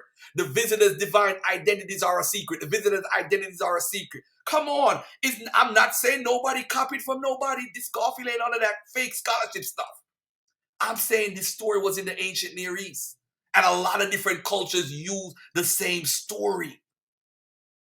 To summarize, the historical and geographical reality of these places is disputed. The story of Abraham, Lot, and divine visitors combines these earlier biblical traditions with the story of Gibeah. And look at this, ladies and gentlemen. Did you know the biblical Sodom and Gomorrah story is invoked in a Greek pagan love spell discovered among the magical papyri? Look at it. The heavens opened and the angels of God descended and overturned the 5 cities of Sodom and Gomorrah, Adama, Zeboim, and Segor. A woman heard the voice, became a pillar of salt. Same story. Abraham got 99 problems and historicity is 1. Let me go over this one more time. How much time I got left, my brother? I'm going to go over 7 minutes. 7 minutes. One more time for the audience. I want you to pay attention. Why would Abraham be talking about visiting the city of Dan if Dan did not come out of the Exodus yet? What oral tradition are you following? What are you following? So that's a problem. That means your oral tradition is wrong. Somebody is spreading a lie. Why would you come from Ur of Chaldees if you come from Sumer or Shinar? Why didn't you say that Abraham from Shinar? Why say Ur of Chaldees, which didn't exist until 9th century BC? Why? Why the kings in Genesis 14 that went to war, none of them has been proven to have existed, including Amraphel and Chedorlaomer? Why is Abraham mentioning Philistines and all his connection with Philistines and all that stuff if the Philistines weren't in the area at the time? And by the way, too, if you study the Bible properly, you realize that the Philistines were the nastiest set of people. This is why a lot of laws that the Israelites have is totally against what the Philistines stood for, like not eating pork, not doing certain things, because they found the pork, the pig that came into the Levant was brought by the actual Philistines. Abimelech, connected to the Philistines as a king, couldn't meet Abraham in Gerar or Isaac because they already passed and gone 700 years before. I'm going to pass the camels domesticated. The Hittites weren't in the region until 1650. So how is Abraham buying property or mingling with them if the Hittites weren't around? Arameans never existed around when Abraham was. 700 years later, Sodom and Gomorrah, the brother in the chat, Lou, said, yes, they did say that the spot happened around 1600 BC. This place, some firebomb hit it, and that was Sodom and Gomorrah. But ask yourself this question. What time period was that? 1600. And actually, those people had to retract some stuff. I'm very familiar with it. Beersheba, Isaac and Abraham is said to have created Beersheba. Now, what is a doublet, family? A doublet is when a story is told twice by the same person in the same book by two different people saying they accounted for something. Let's take a look at a doublet for a minute. We have Isaac and we have Abraham. Isaac moves on account of famine. Abraham moves on account of famine. Isaac settles in Gerar. Abraham settles in Gerar, which was ruled by Amalek. Wise sister, afraid of the locals in Gerar, Isaac passes off Rebekah as his sister. Abraham does it twice. He does it in Egypt and he does it in Gerar. He says that Sarah was his sister. Same story. Isaac becomes very rich in flocks and herd. So does Abraham. Wealth. Oath. They both take an oath. They both say that they were the reason why Beersheba got its name. Why is the same story told in the same book that's inspired by God, telling that two different people were the reason why the name Beersheba was given? And at the end of the day, both of them couldn't have named Beersheba because Beersheba wasn't established until 700 years later. 700 years later. Dead. So if you want to consider all these things to wonder, hey, did Abraham exist or not? I'm saying that it doesn't match up. If you can't confirm one thing in the story and say, hey, you know what, this possibly happened for real, then I don't have to prove. I have put out enough evidence for you to be suspicious or to say, hey, Abraham is suspect. We are not stupid. We need a witness. We need something. We need some sort of archaeology, history, some sort of tradition. And we know that Aeneas is not a real guy. We know a lot of people in the Greek culture, eponymous ancestors, are not real. This is what they do. We know Ashur is not real. We know Medusa is not real, the leader of the Medes. We know Perseus is not real. But only the biblical characters that have etiology attached to it have real characters. Listen, family, it's just a simple writing. Jacob, Isaac, Abraham, all these characters are considered eponymous ancestors. This is why they don't look for them anymore. Point blank, period. And let me say this. Did he prove Abraham existed? Did I prove? You can't prove Abraham don't exist. With historians, what they talk about is probability. The probability of Abraham being a real person is almost zero. The possibility of him being being real as an individual. I've put enough information out there to have you think. That's all my job is. He's saying that Abraham existed. I'm saying no. He has to prove it. He has not proven one thing. He has proven to be a very good reader, an excellent reader, very eloquent reader, I must say. And I'll say this, the anachronisms are important. The King's List are important. When the book was written is important because you're supposed to be carrying on a tradition, an oral tradition of truth, not lies. So when do you find Yahweh? Something that's very important. When do you find Israelites' history of Yahweh? Because remember, in Genesis, it says Yahweh appeared as El Shaddai, right?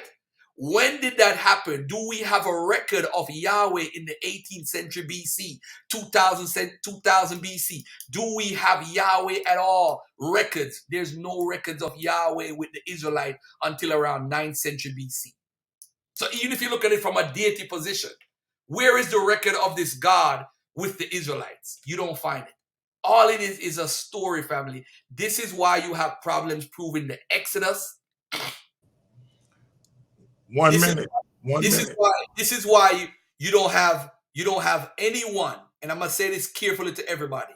This is why we have arguments about these people not existing in the conscious community. It's not that I'm not saying that 100% he don't exist, because in history we deal with probabilities. The probability is almost zero for this gentleman being a real guy.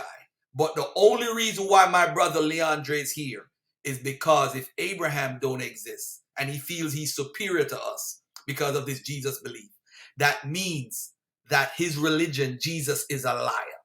That's the only reason why. And I subscribe to Jesus being a historical guy, but not the supernatural Jesus. But I'm saying this to say that Abraham, you have not proven to anybody out there that this guy exists. Nobody. You have not proven, not one time. The consensus is on my side, the experts. I've shown eponymous ancestors. I've shown over... That's time. Finish your thought, Garfield. And I've shown over 10 different examples why we should not trust the narrative of Abraham, period. Thank you.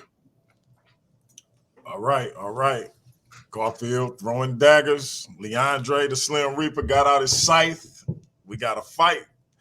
All right, so this is the time for 5-minute rebuttals. We're going to start with the Slim Reaper. Time to start when you start. I want you all to notice that Garfield has already conceded the debate. I'm not sure if Garfield has ever actually had an actual debate instead of the Sonnetter style, but an actual debate. The proposition before us is that I have to give evidence to prove that Abraham existed. He has to give evidence that Abraham did not exist. That is what he said on video. And so when he said, I do not have to prove that Abraham did not exist, and he talked about making you skeptical instead, Garfield actually lost the debate according to rules of debate. Now, because I know some of the people in the chat have never actually seen an actual debate, they don't know this. So I'm just want to make you aware, he actually has to prove Abraham did not exist, which is what the historians said his burden is.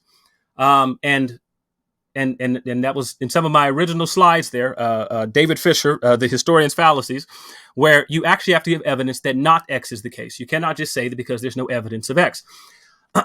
Also, I was not actually here to prove the veracity of biblical stories. What I'm actually here to prove is the evidence for a biblical Abraham, the evidence that Abraham himself was a historical figure who existed, not whether any story about him is likely. And so what you've heard repeatedly is called the fallacy of irrelevant thesis. So because we're asking one question, did Abraham exist? And Garfield is responding to a different question entirely, wholly illogical, is whether or not the particular stories about Abraham happened exactly as the Bible records they did. Now, that was not the position I took in this debate, and I didn't take that position here on purpose because that's not the proposition before us. He says, you can't prove that Abraham didn't exist. Then that means that Garfield has lost the debate according to rules of debate. Stop what you're doing right now and Google him. He actually has to prove the proposition before us today. Garfield then moved to talking about other people because he then kept saying that, we can't prove that Abraham or any other any other firicals or eponymous ancestors, for example, that they didn't exist, which again is the same fallacy. He kept saying, we know that blank are not real. We know that this person is not real, Asar, so on and so forth. And he's committing the same fallacy, which again, he has no business in a debate if he does not know how this works. Because the only thing that he did, he just reasoned circularly. How can we say Abraham didn't exist? Because he was an eponymous ancestor. And what evidence is that? Eponymous ancestors did not themselves exist. He talked more about anachronisms. He talked a whole lot about 10 problems with Genesis. And that has nothing to do with proving that Abraham did not exist, which is his burden. So when you judge a debate, you're judging it based on the proposition and who put forth the best the best evidence for their position. Garfield has already conceded he cannot do that. I offered evidence in support of Abraham's existence using the literary evidence, using the evidence from various other ancient texts that show that they were historically concerned, that ancient people were historically concerned, and that the Hebrews more so. And I listed multiple resources from scholarship. Garfield keeps talking about consensus. I don't know when the last time Garfield checked the consensus, but I'm actually going to ask him, and we're going to get specific about consensus here. So Garfield, this is a warning now to be ready for that question, because you've referenced consensus on numerous occasions, and this happened on the original video. Garfield also made repeated numerous fallacious ad hominem arguments, saying that the reason that I want this position to be true is because if Abraham didn't exist, that makes Jesus a liar. But even that's a contradiction from what Garfield said in the previous video. He says, does it make Jesus a liar because Jesus said something about Abraham? And Garfield answered the question, no. And so he's tripping all over himself, contradicting himself, trying to establish a negative, which he has already admitted he cannot do. According to the rules of debate, Garfield has actually lost the debate because he surrendered the proposition. Garfield has asked questions about why would the biblical writers attach historical figure to events that did not exist. Garfield, I hope that you are ready, because what's going to happen is I'm going to quiz you on that specifically, and I'm warning you ahead of time because you're going to be caught with your pants down. 1 minute. 1 minute. He talked about there being little or no historical memory of pre-Israelite events or circumstances in Genesis. And what does that have to do with whether Abraham existed? Does it have anything to do with whether Abraham himself was a figure? It could possibly be. On my position, the position I've taken in this debate, it could possibly be that the stories that the Hebrews adopted, and for the sake of this argument, I'm saying the Hebrews adopted earlier stories from sources. That what they did was they took stories which Garfield has said they got from various other sources, an amalgamation of other historical sources. And then they gave Abraham a completely different history. He talked about finding names of different people. It could very likely be, contrary to Garfield's position that he's supposed to take, that one of those figures named in those time periods was the actual Abraham, and the Hebrews crafted an entire story about him. The only thing I need to show is that is a likely position. Garfield has already opened the door to that. And again, over and over and over again, Garfield has conceded the debate. I'm really looking forward to the question and answer period. Thank you. All right, Brother Garfield. 5 minutes and start. You know what's crazy? I'm very honest and ladies and gentlemen, he's trying to make up his own rules as he go. And when you're dealing with historicity, there's no 100%. There's no 100% here. There's a percentage and there's probability, and he knows this. So I can't say 100% this didn't happen or this did happen. We are not there. That's how historians work. And you should know that, my brother. You're in school right now. You know that if even with the consensus, there's no 100% consensus. All a consensus is the majority of the scholars. So when I brought out a book like the Book of Genesis, the Book of Genesis is basically saying biblical scholars have long sought to identify authentic historical memories from the pre-Israelite period within the narratives of Genesis. Now, I didn't say that. This is what the Book of Genesis is saying. The Genesis stories, a particularly patriarchal period, turns out to have been misplaced. Remember earlier he quoted that they had such and such amount of married text, the Nuzi text. This is what it says. Textual and archaeological evidence, Mari and Nuzi and other second millennium sites were interpreted very loosely to or were taken as local customs when in fact they represented widespread Near Eastern norms. Like I talked about norms. The current consensus is that there is little or no historical memory of pre-Israelite events or circumstances in Genesis. This is why yesterday, you can't prove a negative, bro. Don't fall for the okie doke. You're right. This is why, ladies and gentlemen, yesterday on my show at Brother Garfield podcast, I showed the book Ancient Near East Literature in Old Testament Text by Pritchard. Because what it does, it shows you the verses in the Bible and where the intertextuality and where it comes from. So that means the stuff in the Bible is not original per se, is that these people lived in different cultures and created a narrative for themselves. Now, whether you want to believe that theory or not, that's up to you. But that book, Ancient Near East Literature in the Old Testament, proves a lot. It shows some of the stuff word for word. That's why we know Psalms 104 for the Egyptomaniacs out there. They like to talk about that. But the point I'm trying to make is, he never proved Abraham existed, family. When? All he gave you was a possibility based on, when we write literature and, we're writing from this and write from that. And he has even made the argument I thought he was going to make. That's a very convincing argument. He made an argument saying, hey, I'm following a certain methodology. And what I'm going to do is I'm going to put this forward based on what this is. No, if you weren't a believer, you would have never held that position. You're holding a believer's position. You're not holding a balanced position. You're a believer, so you're protecting your belief. That's all it is. It's based, so your motives of protecting Jesus makes a lot of sense. So now I'm saying to you, you never proved that. All I did was dismantle the whole Genesis story, which makes sense if you're saying it's a tradition that is true. I'm saying it can't be true because of these reasons. So of course I'm going to bring up anachronisms and say there's no way he could have built Beersheba the well if he lived 800, 700, 800 years before. I'm trying to let the people in the audience think for themselves. So that's, you could come with whatever you want to come with. I'm ready, guns blazing.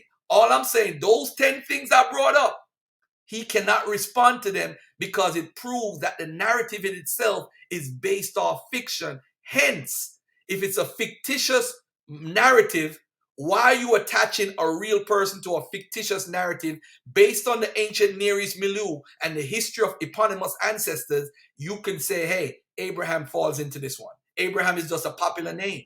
It 1 minute. And that's all it is. I'm not going to say I'm right or wrong about if he existed or not, because technically you're the one that called out for the debate. You want to say Abraham existed. You are the pro person. That's your job. Your job. I remember Carrier debating Damon Richardson, and he said, I don't have to do nothing. It's your job to prove Jesus existed. You don't prove a negative. No, you don't. And he said that in that debate.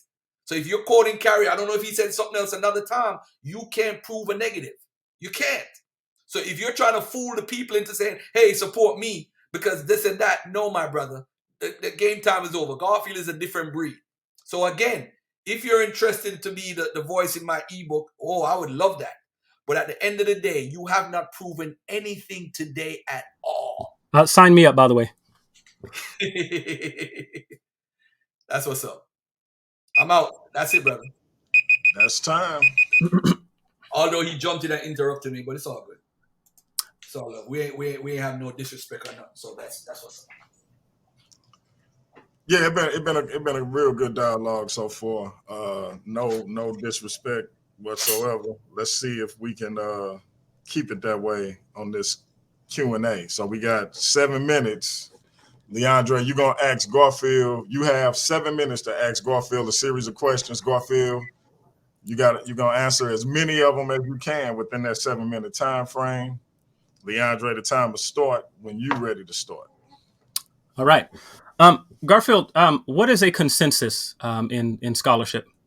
A consensus of scholarship is basically the majority of scholars on each issue that they are researching. Basically, if somebody's researching Jesus, if Jesus existed, the majority of the historians who are actually in academia that is registered as historians, the majority of them being the ones who actually agree that he existed, would be the consensus. So if, say, for example, you have Bart Ehrman, who is agnostic / atheist, you have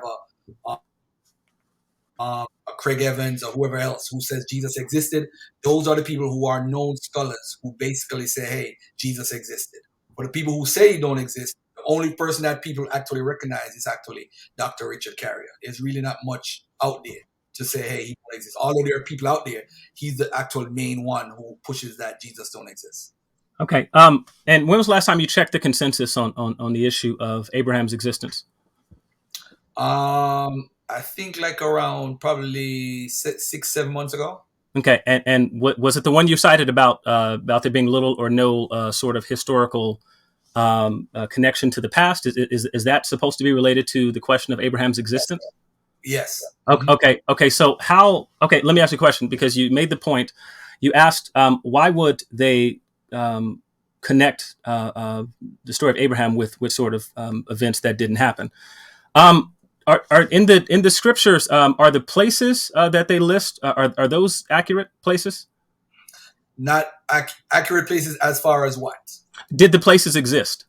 Of course, some of the places, of course, they exist, as far as I know. Mm-hmm. Okay. So you admit then that simply connecting something to an event that didn't happen doesn't mean that what you're talking about didn't exist, right? So like you can have a city that exists and events about the city be fictional, right? Yeah, you don't ask and answer the question, but let me say this. Well, I didn't ask and answer your question, sir, but I do. My clock is ticking. My clock is ticking, sir. Can you have the names of cities and places? Can those people be historical and events about the places be not historical? Events about the places not historical? Sure, that's Okay. possible. Mm-hmm. Okay. So then, is it possible that Abraham could have been a historical figure, and yet things written about Abraham, his life, and that sort of thing, that Abraham is still could still be a historical figure? Is that possible? Another leading question, if it's possible. These are supposed to be leading questions, sir. This is a cross-examination. It's supposed to be leading. Let me answer, brother. Let me answer. I would say it makes more sense for somebody to tell the truth about something, especially from a theological perspective, if it's supposed to be the word of God. Well, right. Except for we're not here debating if it's the word of God. We're here debating whether or not Abraham was a historical figure. So, aside from that question, is it, because I wasn't sure of your answer, can you have events written about a person who existed in reality, yet the events about the person's life not be historically accurate? Yeah, when you create an etiology as far as anybody else, I mean, you can. It's possible. Okay. You said that they found evidence of the name of Abraham in other places. Could one of these possibly have been the historical Abraham, just with a different story? No. Okay, why not? Because if someone is telling a story of Abraham, you're actually it's another leading question. But let me just say this: this is a cross-examination. All questions are supposed to be leading, sir. If you are creating a narrative of an individual, right? Mm-hmm. And you're saying that person has a name. So if I'm writing a story, somebody's writing a story about me after I pass 1,000 years from now, and there's 20 other Garfields.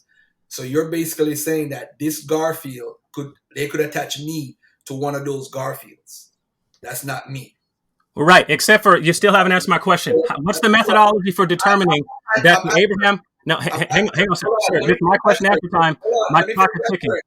Let me finish answering. What's the methodology, sir? Hold on. So basically, they would be adding me to a Garfield that don't exist. That's not me. That's what you're saying. So they're adding an Abraham to an Abraham that wasn't the Abraham. Okay, you're making a lot of sense. Thanks. Okay, so no, Garfield, and you didn't answer my question. Let me ask you a question, because you brought up the historicity of Jesus earlier. Are there accounts of Jesus in non-canonical texts that completely change the history of Jesus from what we know of the canonical text? My brain ain't working right. I don't recall. Okay, yeah. So Tacitus is flashing in my head. I remember Tacitus mentioned the crucifixion and all that stuff. So okay, right. So, are you familiar with the Talmud and the other New Testament apocrypha? The Talmud storyline. Which one? Because there's a couple of storylines. Well, Jesus is referred to repeatedly in the Talmud, but this is my question and answer time. If you're not familiar, we'll just move on. Is it not true that in various other non-canonical gospel texts, like the Gospel of Thomas, the Gospel of Mary, so on and so forth, that there's a different picture of Jesus historically there than what you have in the canonical Gospels? Yes, that is true. Okay, so what is your methodology for saying that what we find in these other Abrahams with these different histories, aside from simply presupposing that those other texts are accurate and the biblical text is not, what's your methodology for knowing that they're not referring to the same historical figure, events aside? Based on their the routes that they took, based on what they did personally and which culture they come from. Right. And are you presupposing the truth of those other stories? Because it sounds like you are. Presupposing the truth? No, I'm basing it based on what. Okay. So are the other stories accurate about the account of Abraham? The account of Abraham for their culture or Abraham in the Bible? For Abraham for their culture. No, I wouldn't say whether it's true or not. I wouldn't know. I wouldn't say. Okay. Okay. Is it possible? Is it possible that their history of Abraham is wrong and they're talking about the same figure? It's possible that the Abraham is a popular name. Right, but that wasn't the question I asked, was it?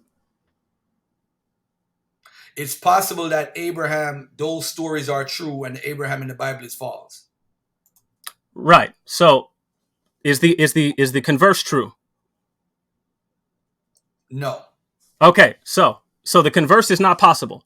So it must be, if I'm understanding, and you correct if I'm wrong, is it your view that the other texts related to Abraham are correct and the biblical text is wrong?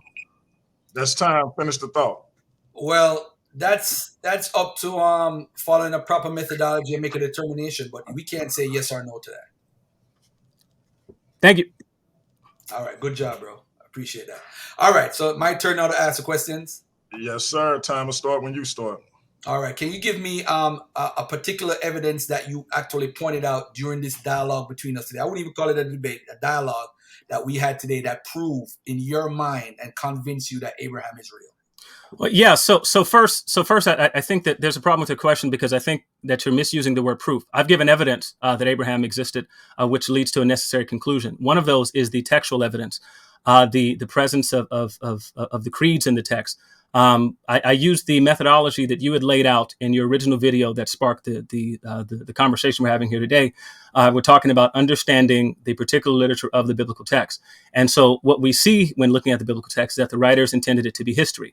And so just like if I was compiling history of ancient Greece, if I was looking at various fragmentary texts or comments about the particular pre-Socratic philosophers, for example, what we're looking at is textual evidence, which is actually how history is done.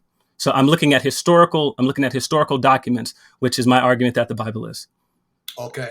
Is it possible that Abraham never existed at all? Oh, yes, it is. It is within the realm of possibility that every person on the planet who's ever talked about him is clinically insane, or that I'm imagining this whole conversation. No. Yeah, I'm answering. It is within a realm of possibility, but it is not likely. It is not likely. Okay. All right. What internal evidence have you seen within the biblical text to say, hey, Abraham is more than likely a real person? Well, yeah. So one of the things that I pointed out repeatedly is the presence of creed or an anamnesis in the biblical text, which reaches back to further times past. These things are corroborated with various other ways that ancient people did history. And so what they're supposed to confess is one uniform story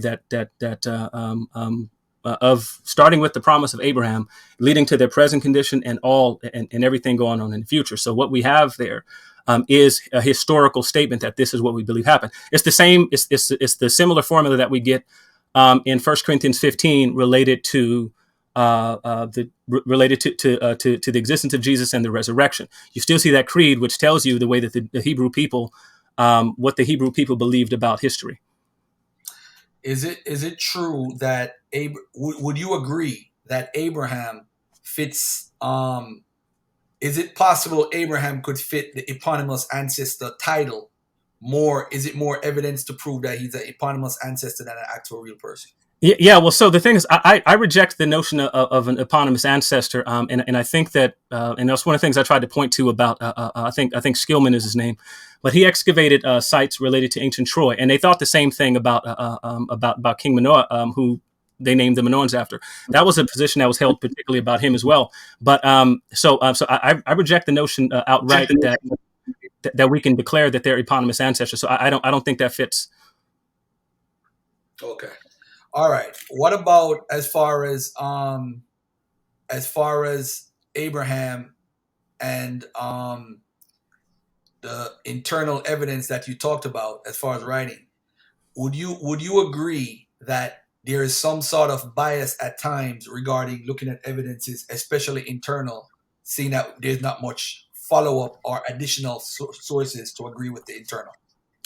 Yeah, well, so I don't know that I don't know that that's something that's a bias, but that was one of the things Tremper Longman had sort of noted about the theological nature of specifically regarding the Pentateuch or of the entirety of Scripture. But this is not something that's uncommon. If we were talking about the history of Socrates, for example, we're going to work with Plato or Aristotle, and they had a bias, and they were followers of the particular person, and even when they critique pre-Socratic philosophers and that sort of thing, that what we're getting is not a completely unbiased position, but it doesn't make it less historical. Yes, it's something that's through a particular lens, but one of the other things that Dr. David Fisher highlights is in the historian's fallacies is that there is a fallacy which he calls the Baconian fallacy, where people who claim to be historically concerned think that when you're doing history or even interpreting history later, that you have to approach it with no presuppositions. Well, that's not true, because there are ways to account for those sorts of things. So whether in the writing or interpreting of history, that sort of appeal to bias is itself illogical. You don't need to do the sort of Descartes or a Baconian fallacy where you have to rid yourself of all presuppositions to be doing actual history. That's a 21st century way of doing history. That wasn't the way most ancient history or proto-history was done itself. So I don't see that as a problem. Outside of the when you look at the Maridanusi and other texts from the second millennium BC, do you what evidence outside of the name Abraham would convince you that they're referring to actual Abraham in the Bible?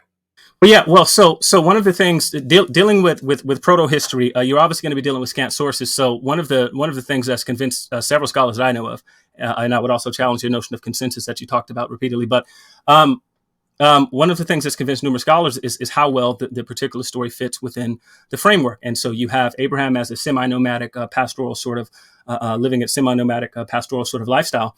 And so the things related to Abraham fits. There's historical context and things that that say that this is a continuation of an early tradition regarding Abraham. And so this has convinced scholars, which contrary to what you said before, like Daniel Bedford, to think that Abraham was a bona fide historical figure. If you close the Bible right now, would you be able to provide any evidence that Abraham was a historical figure? Well, yes, and no. Yes, in the sense that, like I said, we've talked about Abraham in these other places. So if the text of Scripture itself did not exist, you still have the presence that you've already talked about and conceded to, that Abraham is stuff in other places. But that also just says that there's a bias against the source of the Bible as history. You don't do history by discarding a source. And Bart Ehrman would tell you this when talking about the historicity of Jesus. He says that what we are going to learn about Jesus, you're going to have to go to the New Testament text to do. And so you're not doing honest history if you say, if I exclude this source here, what can we say about it then? Well, that's just not how history is done. I've taken history classes like history of the West. My textbook, Making of the West, one of the things when recounting the history of Israel, it cites from the Pentateuch. This is a history book. And so it's not history to remove the Bible from discussion, even though that's common in conscious circles to say that you need to do. That's time. That's time. Finish your thoughts. Nah, don't worry about it. It's all good. All right. So with that being done, I think this was an excellent conversation. Both brothers showed a lot of respect. Once again, I got to say thank you to both brothers taking time out their busy schedule to come over to the platform, get the people some very good information. Do y'all want to take questions from the chat, or y'all want to call it a day? Listen, not even a little bit. No. listen, I see something. Leandre, real quick. Why do you have on a wave cap? Because everybody on here is black. Why wouldn't I have on a wave cap? I mean, you got braids, man. Like what the hell that? Like, now you know how it is in the hood. If your braids is messy, you put a wave cap on. Come on, P. Okay. I just wanted to acknowledge that you was covering up your usually immaculate Afro puff / braids. Okay, cool. Afro braids. But that's fine. Okay, so if we're gonna call it a wrap, I'm gonna let each of y'all close it out. Take all the time you want. Tell the people where to find you, what you got going on, etc. And we'll call it a day. I'm gonna do a after show. Go to the Paradigm Shift TV 314 community page to vote for who you think won this debate, and that's how we're gonna do that. We'll start with our brother, Garfield the Great, the leader of the Dagger Squad, the host of the Brother Garfield podcast, published author, and certified great guy. Go ahead, Garfield. Yeah, I wanna say, Leandre, thanks for doing this debate, and we need to do more dialogues like this. And I mean, Abraham being real don't make a difference to me, but I think I didn't see anything that you presented, and I'm being honest. I understand what you're doing. I understand where you're going. Matter of fact, the first slide that I showed, you actually have the same arguments that guy has.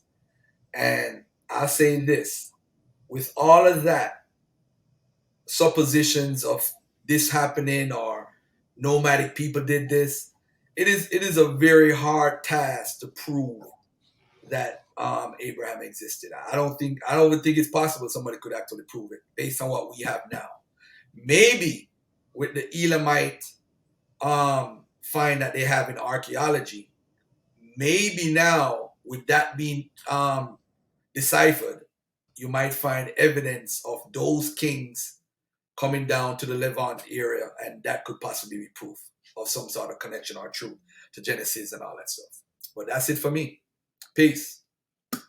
All right. Once again, thank you to Brother Garfield for leaving his huge YouTube platform to come over to my small neck of the woods. I appreciate it, bro. My brother, Leandre, the Slim Reaper, award-winning scholar, taking time out his studies to come and bless the platform. Close out. Yeah, so I think one of the greatest things that we saw here today is there's an actual debate methodology. I know I was accused of making up my own rules. I did not. Anyone who's done actual debate knows that the position that you're taking is you're advancing evidence for that particular position. So I needed to advance evidence showing that Abraham existed using a consistent historical methodology, and that's one of the things that I did. Contrary to what Garfield said, I didn't have the same arguments as a person on the screen, but I did use some of his sources like A.R. Millard, mostly because I watched Garfield's presentation before. So I very carefully selected my sources. But we did not see any argument advanced whatsoever for the position that Abraham did not exist, which actually was Garfield's burden. According to the actual rules of an actual debate, Garfield's burden was to show evidence that Abraham did not exist. And we got absolutely none of that. We heard about how things said about Abraham's story don't match up. We've heard about anachronisms, which could certainly be credited to later updating of the text for a myriad of reasons. Again, like I said, I might say that, that there was a gold rush in San Francisco. The place was not called San Francisco at the time, but that is an anachronism. Nonetheless, the events that took place did take place there. So we have an entire team named after the San Francisco 49ers. So evidence of anachronism is not evidence that such a thing did not happen. Numerous scholars like Tremper Longman in a book on how to read Genesis has already highlighted these issues. So again, the bottom line is that there is evidence that Abraham existed. Do not be biased against an actual historical source in the way that you would not be for any other culture. When reading anything from ancient Greek history, we are going to be recounting ancient texts from peoples who were friendly and in opposition to a particular text.